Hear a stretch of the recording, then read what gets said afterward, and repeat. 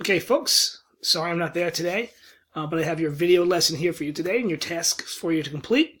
So last time we learned how to make dynamic formulas, which, like in this spreadsheet right here, if I make a grade change, the formula itself will update the correct numbers. Today we're going to learn how to make dynamic links to other places so we can see information in a much better way. For example, I've got this spreadsheet here. I have so much data that it's hard to see important things going on. But I know I have two important columns here. This one right here, which I'll color in yellow for now, because that is a formula column. I believe I have one more. Oh, there it is. Another formula column, which I will also highlight in yellow. These are good and I'd like to see them, but on this page it's hard to view all the data at once. So we're going to make dynamic links in order to see the data in a better way. So to start, I'm going to make a new, and this is what you're going to do in yours, and you can watch it first or follow along as we do it. I'm going to hit the plus button and add a new sheet to this page. Right now it's called sheet 2. We can leave it at that, and I'm going to put some headers in here. I'm going to go first name, last name, average 1, and average 2. And in here I'm going to create a dynamic link to another cell. So I'm going to hit the equal sign to start my link, and then I'm going to click back on the sheet before it, and I'm going to click in the first cell right here and hit enter. And you will see this cell now contains grades, because that's the name of the sheet it came from, A1, and it has the first name of the person in the sheet before.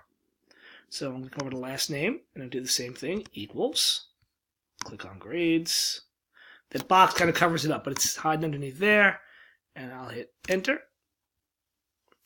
And now it has the next one in there. So now to get the average from over there, I'm going to go peek because I can't remember where it is.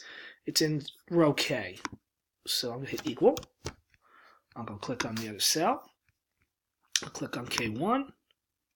Now I'll hit enter. Now that formula, the number from the other column appears here. And if I want to just type these in, I can. I'm going to go to grade over here for a minute. I want to see what column this one was in. So the next formula is in column R. So I can literally do what's happening on these ones right here, which is I can type in equal. I can write the word grades, because that's the name of the sheet. Exclamation point. Was it K? I forgot already. K1. Oh, nope, that was the wrong one. It was R.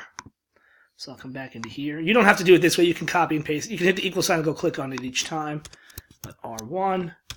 And now I've got all my cells in there. Now, in programming, we never repeat a process once we get it working correctly. Now that I've done these formulas, I can copy them.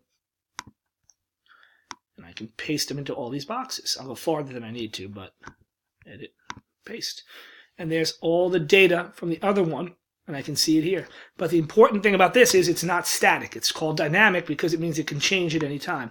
If I came back over to here and Fred's real last name was Savage, and I hit enter, if I go back to sheet 2, it's going to automatically update the information that's here to the correct info.